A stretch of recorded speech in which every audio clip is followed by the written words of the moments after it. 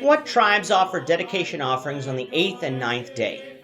This is the question that we seek to answer today as we continue our verse-by-verse study of the book of Numbers on Walking Through the Bible.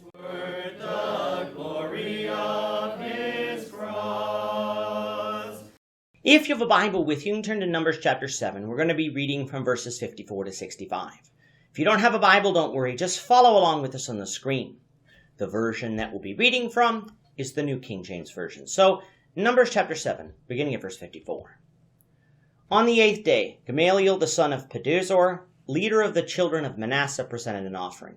His offering was 1 silver platter, the weight of which was 130 shekels, and 1 silver bowl of 70 shekels, according to the shekel of the sanctuary, both of them full of fine flour mixed with oil as a grain offering.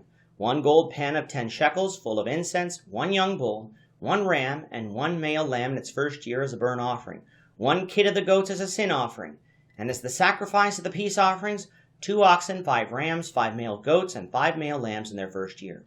This was the offering of Gamaliel, the son of Pedazur.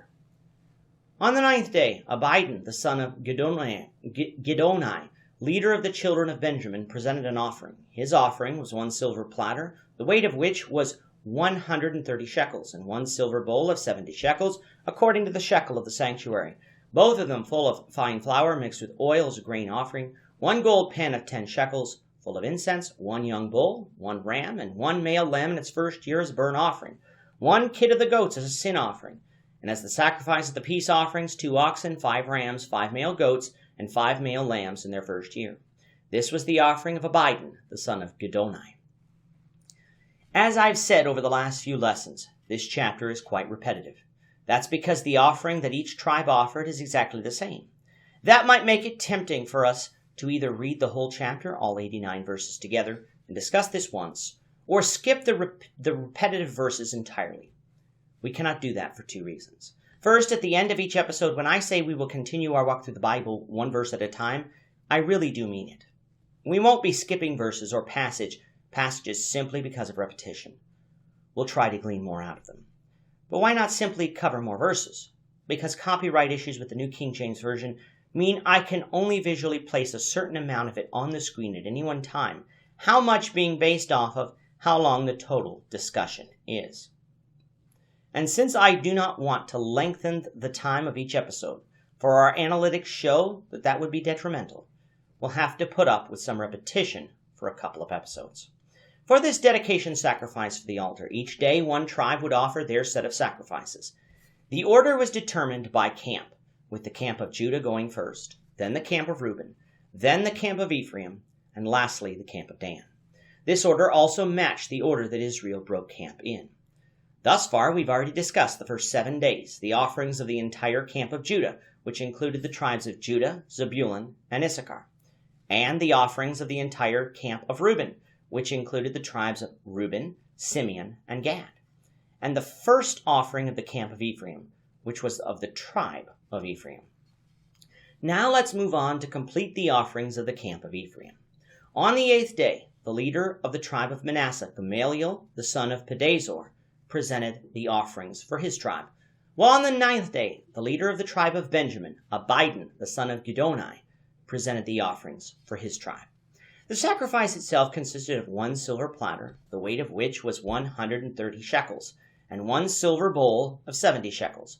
Both of them were full of fine flour mixed with oil as a grain offering. Then you had 1 gold pan of 10 shekels full of incense, 1 young bull, 1 ram, and 1 male lamb in its first year as a burnt offering, 1 kid of the goats as a sin offering, and for the sacrifice of the peace offerings, 2 oxen, 5 rams, 5 male goats, and 5 male lambs in their first year. Notice that all of the major sacrifices were offered except the trespass offering, which was only offered when restitution needed to be made. For a more complete discussion of these sacrifices, we remind you that you can review Leviticus 1 through 7 of our podcast, which can be found in the Leviticus playlist on our YouTube channel or on our website at eastendchurch.org. Just quickly though, if you recall, each of these sacrifices had different animals that could be offered. Some of them you had a choice to offer oxen, sheep, or goats, while others were more restrictive. When it came to the grain offering, there were many different ways that it could be prepared.